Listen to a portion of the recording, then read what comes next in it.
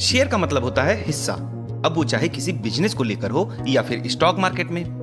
अगर stock market के हिसाब से देखें तो जब भी आप किसी कंपनी के शेयर्स को खरीदते हैं तो आपको उस कंपनी में आंशिक रूप से कुछ परसेंटेज की हिस्सेदारी मिल जाती है।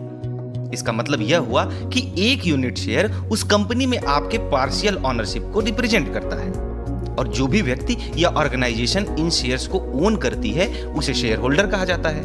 अब ये शेयर होल्डर कोई इंडिविजुअल भी हो सकता है या फिर कोई कंपनी भी हो सकती है। मेनली शेयर दो तरीके के होते हैं, पहला इक्विटी शेयर और दूसरा प्रेफरेंस शेयर।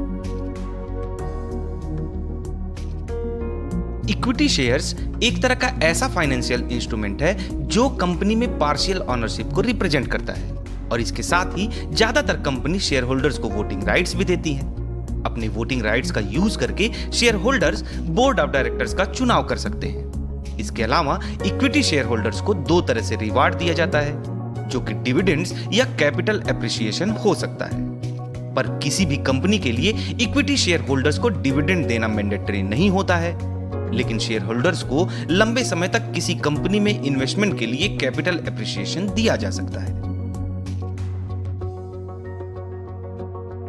अगर हम इक्विटी शेयर्स के टाइप्स की बात करें तो इक्विटी शेयर्स के टाइप्स को हम 3 पार्ट में डिवाइड कर सकते हैं, जिसमें पहला है शेयर कैपिटल के बेस पे, दूसरा डिफिनीशन के बेस पे और तीसरा रिटर्न के बेस पे।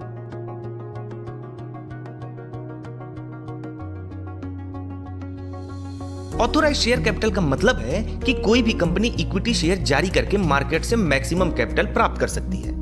पर यहां एक बात ध्यान देने वाली यह है कि किसी भी कंपनी को अपने मेमोरेंडम ऑफ एसोसिएशन में कैपिटल के मैक्सिमम अमाउंट लिमिट को शो करना होता है, जिसे वह इक्विटी शेयर जारी करके प्राप्त करती है।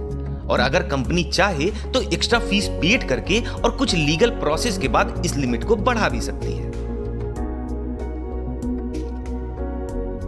इशूड कैपिटल का संबंध कंपनी द्वारा जारी किए गए शेयरों के नॉमिनल वैल्यू से होता है। फॉर एग्जाम्पल कि मान लीजिए किसी कंपनी के एक शेयर का नॉमिनल वैल्यू 20 रुपए है और कंपनी ने 2 लाख इक्विटी शेयर जारी किए हैं, तो कुल जारी किया गया शेयर कैपिटल 40 लाख रुपए का होगा।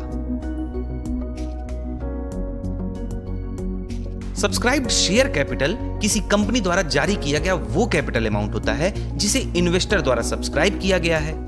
अब मान लीजिए कि इन्वेस्टर कंपनी द्वारा इशूड सारे शेयर को सब्सक्राइब कर लेते हैं, तो इशूड और सब्सक्राइब्ड कैपिटल सेम होगा, और अगर ऐसा नहीं होता है तो सब्सक्राइब्ड कैपिटल इशूड कैपिटल से कम होगा।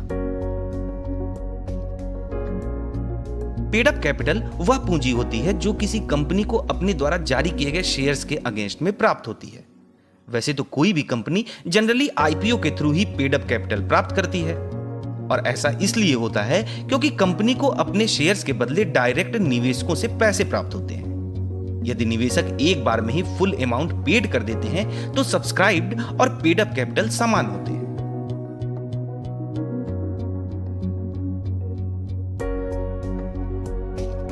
बोनस शेयर वो शेयर होते हैं जो कंपनी द्वारा अपने मौजूदा शेयर होल्डर्स को फ्री ऑफ कॉस्ट या फिर बिना किसी एडिशनल कॉस्ट के दिया जाता है।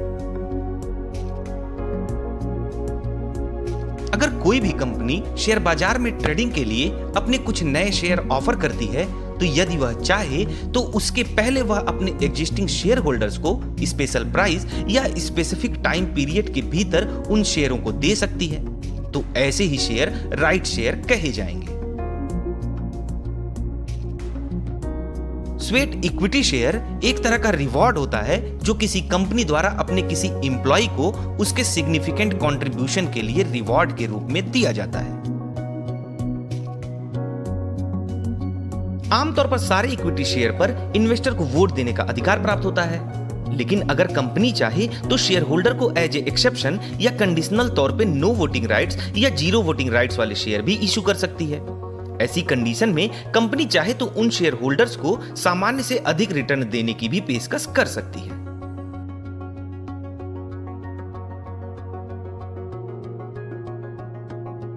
डिविडेंड का मतलब कमाई का एक हिस्सा है जिसे कंपनी अपने शेयर होल्डर्स को डिस्ट्रीब्यूट करने का फैसला करती है। डिविडेंड स्टॉक नियमित रूप से और समय समय पर शेयर होल्डर्स को डिविडेंड पे करते हैं, जो यह इंडिकेशन होता है कि कंपनी लगातार प्रॉफिट अर्न कर रही है। ग्रोथ शेयर्स ऐसे शेयर्स होते हैं जो उन कंपनियों के साथ जुड़े होते हैं जिनका ग्रोथ रेट एक्स्ट्रा ऑर्डिनरी होता है। इन शेयरों का मूल्य तेजी से बढ़ता है जिससे कि इन्वेस्टर को ज्यादा से ज्यादा प्रॉफिट होता है। हर स्टॉक के दो वैल्यू होते हैं, या तो फेयर वैल्यू या तो इंट्रिंसिक वैल्यू, जो इसके मार्केट वैल्यू के बराबर हो भी सकता है और नहीं भी हो सकता है। वैल्यू स्टॉक वो स्टॉक होते हैं जिनकी मार्केट वैल्यू उनकी फेयर वैल्यू से कम होता है। ऐसे शेयर्स को खरीदने वाले इन्वेस्टर तब प्रॉफिट कमाते हैं जब ये स्टॉक्स अपने फेयर वैल्यू तक पहुंच जाए या तो उससे अधिक हो जाए।